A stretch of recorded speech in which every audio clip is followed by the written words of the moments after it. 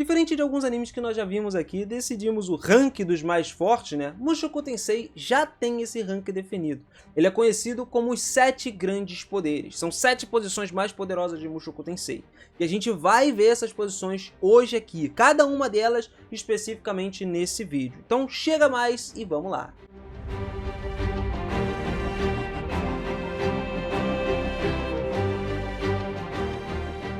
Fala, seus otakus, beleza? Eu sou o Minas e sejam muito bem-vindos a mais um vídeo aqui do canal. Galera, antes da gente iniciar o vídeo, é bom a gente falar que vai ter spoiler. É mais um vídeo que eu trago pra vocês que a gente vai entrar um pouquinho mais a fundo na história, né? Vai saber um pouco mais à frente da novel e conhecer as posições dos mais poderosos definidos pelo próprio anime, né? Mas, obviamente, que a gente também pode mudar essas posições. Você tem todo o direito de não concordar com elas, assim como eu também tenho. Eu, de cara, já vou aproveitar e já vou mudar logo o primeiro lugar. Obviamente que o seu like é o mais poderoso de todos. Não tem como não falar. Pensa comigo, cara. Sem o seu like, o anime não existiria, porque você tem que gostar desse anime pra ele poder existir. Então, meu parceiro, continua deixando o like nesse vídeo aqui pra fortalecer pra caramba a Mushoku. Eu sei que você gosta, cara. Eu sei que você gosta. Então vem comigo. Vamos lá. Vamos direto conhecer quem são esses mais poderosos. Os 7 mais poderosos, pra ser mais específico. Bora lá. Pra gente começar, a gente sabe que o nome deles são os 7 grandes poderes. Galera, os 7 grandes poderes referem-se aos 7 guerreiros mais fortes do mundo. Uma seleção de 7 pessoas que passaram a existir depois do fim da Segunda Guerra Homem-Demônio.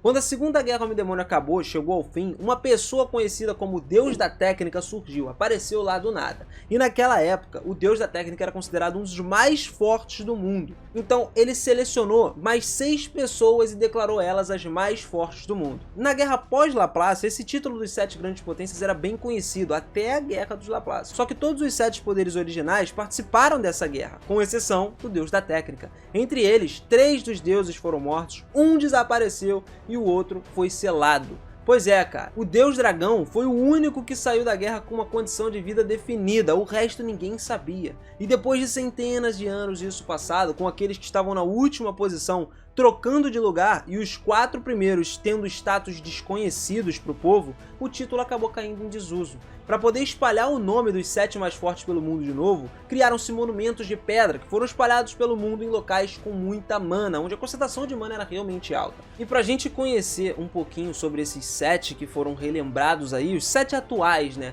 Nós temos aí o primeiro desses 7, que era Laplace, mas com a sua metade do lado dragão. Laplace é o deus demônio mágico que iniciou uma campanha de Laplace e o deus da técnica que criou esse sistema dos 7 grandes poderes. O Demon Magic Dragon King Laplace foi o único sobrevivente dos 5 generais dragões após o incidente que fez com que os habitantes dos 4 mundos destruídos escapassem para o mundo humano. Ele era a segunda geração do deus dragão depois que a primeira faleceu. O Laplace escapou do mundo do dragão em colapso e foi levado para o mundo humano. Ele se tornou um deus dragão da segunda geração. Pesquisou muito mais sobre vários métodos e técnicas para derrubar o deus humano, acabar com o Hitogami. Ele ensinou aqueles que se autodenominavam deus dragão as técnicas que haviam desenvolvido ao longo do tempo. Tudo para passar o poder para Ostria, que veio para o futuro e disse possuir maior força entre a tribo dos dragões.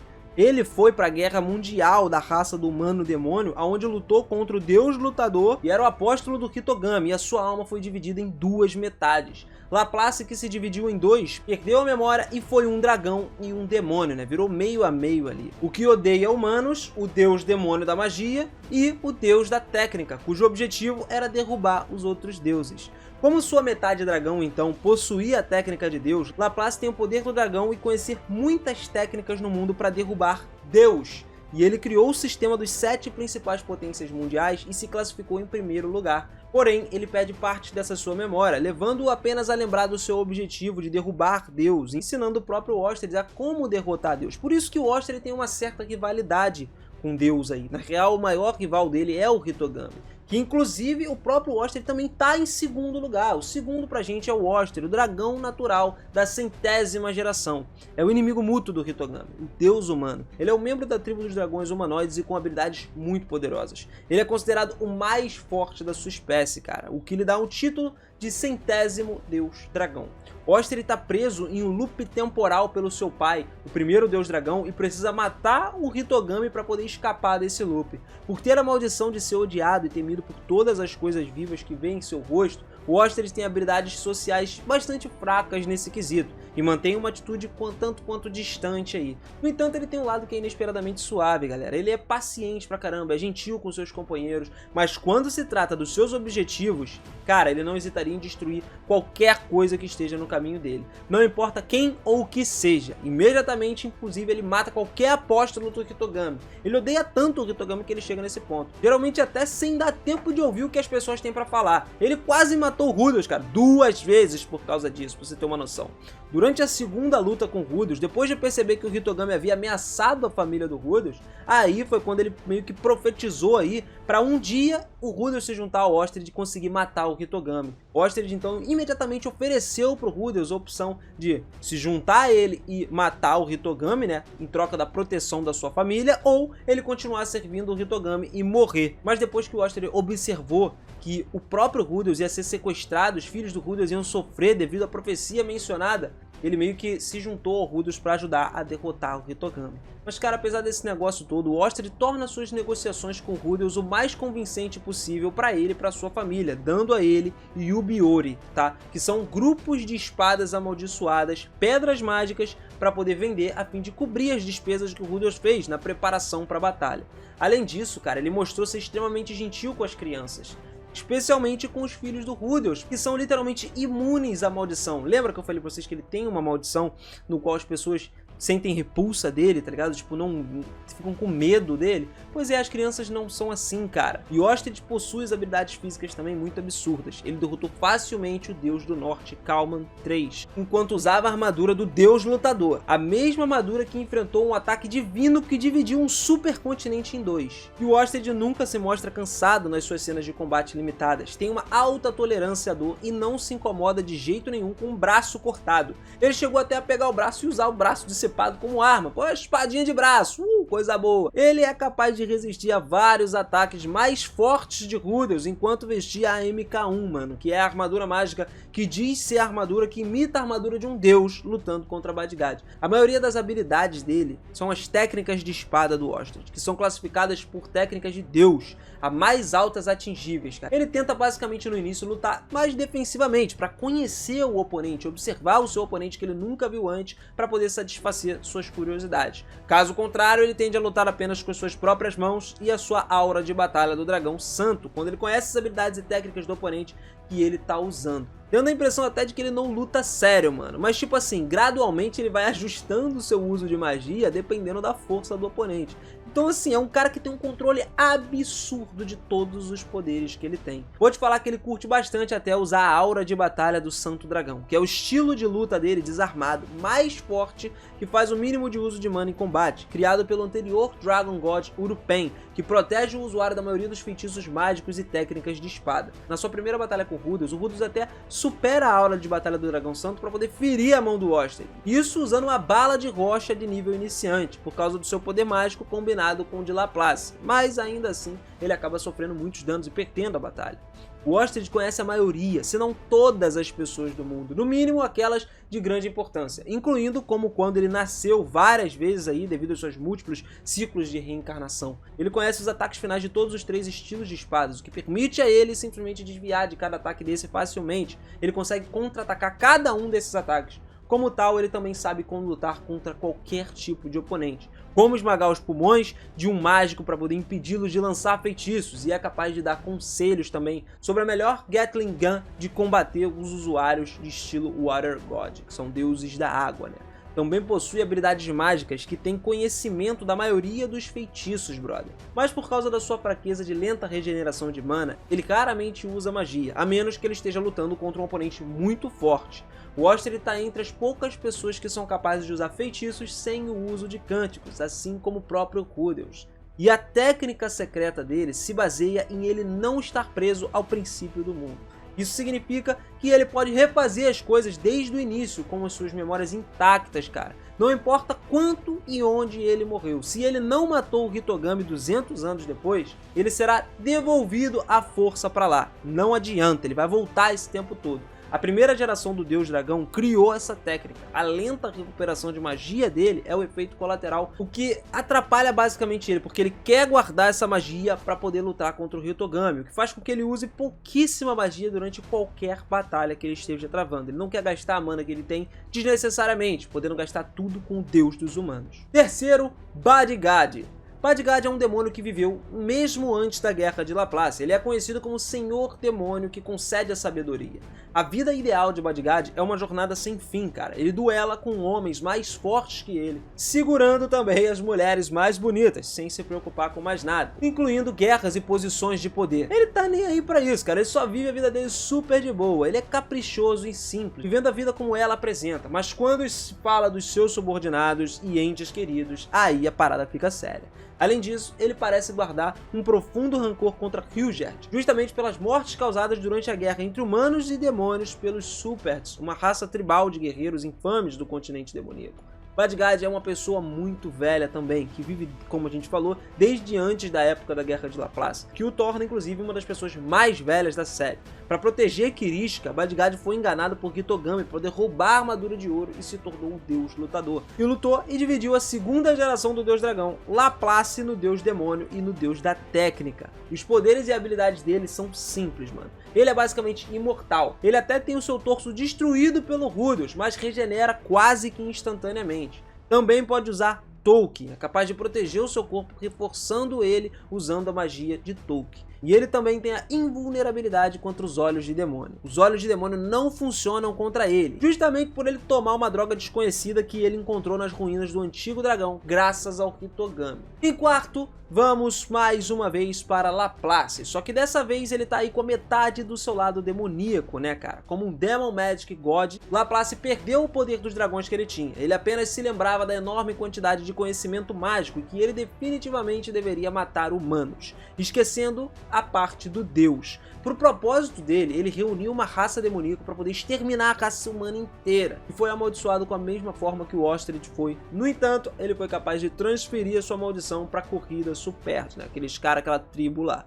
5. Randolph Marianne, o atual deus da morte. Após derrotar o anterior deus da morte, Laxus, Randolph costumava ser sedento por batalhas, mas depois de inúmeras batalhas, ele tá meio que cansado, né, cara? A gente meio que cansa de fazer sempre a mesma coisa. Agora ele gosta de cozinhar, apesar dele não ser bom nem um pouco na cozinha. E ele adora andar por aí bocejando, sem se importar com nada, mesmo que tenha muita turbulência no seu caminho. Geralmente ele é um cara pacifista, mas Randolph não se importa em matar ninguém com que ele tenha recebido ordens, ou então matar por legítima defesa.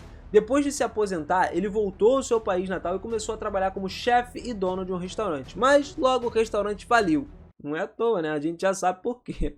Deixando ele com uma dívida enorme. Então ele começou a trabalhar no reino do Rei Dragão como um cavaleiro para poder pagar essa dívida. O Randolph era originalmente o cavaleiro do reino do Rei Dragão, mas recebeu as ordens de escoltar Pax, onde ele facilmente derrotou os cavaleiros imperial da nação. Então ele serviu como um guarda-costas pessoal para o Pax. Quando os Zanob e Rudeus voltaram da linha de frente, ele meio que brigou com eles ali por ter sido confundido com o apóstolo do Hitogami, mas deu um empate. E é revelado, no entanto, que apenas tentou ajudar o Pax por interesse pessoal, pois ele e a sua rainha foram as únicas das duas pessoas a elogiar a sua culinária. Ou seja, o cara era péssimo em fazer culinária, mas ele ajudava quem elogiava a culinária do cara, né? Comida do maluco. Pô, então se você vê uma pessoa que é ruim de comida, cara, algum dia você elogia, vai que ela te ajuda mais pra frente, né?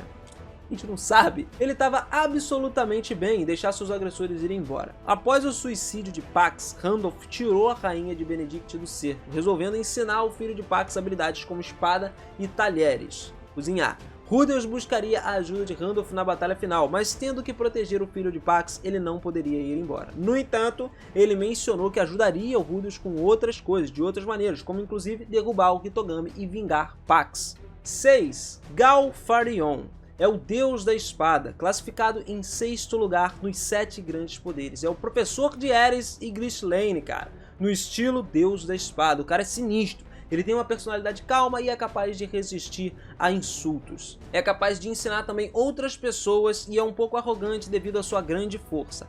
Oster o descreve como um homem de bom caráter com hobby de colecionar espadas. Ele parece ser um homem impaciente e toma decisões muito rápidas, completamente o seu estilo de deus da espada rápido, mano. Depois de ser derrotado por Dino Britz, ele se torna muito mais irascível e propenso ao descuido, cedendo facilmente às provocações de Alice e não notando a presença de Ruijerd até que fosse tarde demais. Ele treinou fervorosamente, não faz concessões para se tornar um deus da espada. Ele afirma que se tornou muito forte usando os métodos racionais, que é o que ele passa para os seus próprios alunos. E ele é considerado o mais rápido da sua geração. Mesmo o deus da água, Reida, não conseguiria resistir aos seus ataques.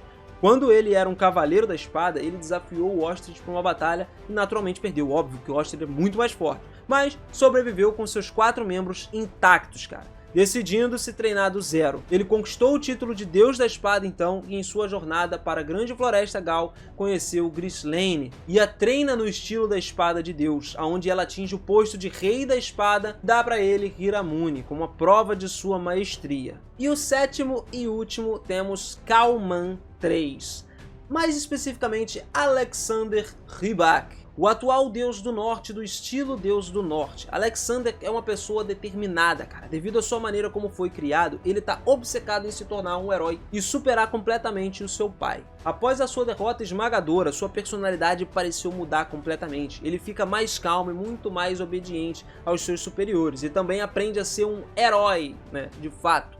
Ele mesmo admite que não é muito bom com as palavras e é uma pessoa um pouco simplória, algo que herdou da sua avó, embora ele não seja tão simplório quanto a própria avó, né? Ele trabalhou como um dos associados em Shizu e seu objetivo era destruir a raça de Supart e matar a Ostrich com o objetivo de alcançar o título de herói de fato no final das contas. Ele, no entanto, se portava muito pouco sobre as circunstâncias de Supart ou de Hitogami. Ele não tava nem aí pro esquema, ele só tava interessado na fama que veio com o título de herói. Então ele queria fama, mano. O Rudeus e companhia, inclusive, conseguiram derrotá-lo depois de uma batalha intensa e foi considerado morto por um tempo. No entanto, como ele descendente de Atof, ele é apenas uma questão de tempo em que até o seu corpo se regenerasse. E ele acabou sendo derrotado por Ostrich depois de uma batalha unilateral que durou apenas 10 minutinhos. Foi até rápido se a gente parar pra pensar, né? Nessa luta aí ele perdeu os 2 braços, cara. Posteriormente acabou se tornando outro subordinado de Ostrich para poder aprender. Poderes e habilidades dele são espadachim do Deus do Norte. Como líder atual da 3ª geração do estilo Northgard Sword, ele é muito forte, mano. Ele tem a imortalidade também. Como um descendente de Atof, um Lorde Demônio imortal, ele também é imortal, fica recuperando as feridas aí e se regenerando, tá ligado? E os equipamentos que ele usa são a Espada do Rei Dragão, a espada mais forte das habilidades de manipular a gravidade, a Fighting God Armor também. Depois de obter uma peça da armadura dourada, ele meio que equipou ela, e a Golden Fight God Armor muda sua forma de acordo com o seu usuário. O interessante é que ele guarda a sua posição de 7º lugar até ele ser derrotado pelo Rudeus, que depois passou a assumir o 7º lugar aí, né, a posição. Bom, seus mitos, muito obrigado por mais um vídeo. Quem diria, né, mano, o Rudeus infelizmente não é o mais poderoso de todos. Cara, tem muita gente na frente dele. Por mais que ele consiga se tornar aí o 7º desses 7 poderes, né, cara, o último dos últimos ali, ainda é possível dele perder essa posição. E como eu mesmo já disse lá no começo, se você não concordar com essa lista, é totalmente normal isso acontecer, porque essa lista foi dita pra gente pelo próprio anime. Você pode deixar sua lista aí nos comentários, mano. Adiciona ou tira personagens, muda a posição e também faz o seguinte: comenta aí embaixo quem você acha que é o mais forte e deixa bastante like nesse vídeo aqui então, tá? Porque aí eu trago pra vocês a lista dos que eu acho que são os mais fortes. Aproveita também, é claro, se inscreve aqui do lado do canal e dá essa força pra gente aqui, pra gente poder sempre ficar por dentro de todas as novidades e muitas curiosidades do mundo dos animes. Tamo junto sempre, galera, um grande abraço pra vocês e eu espero vocês lá no próximo vídeo, hein? Fui!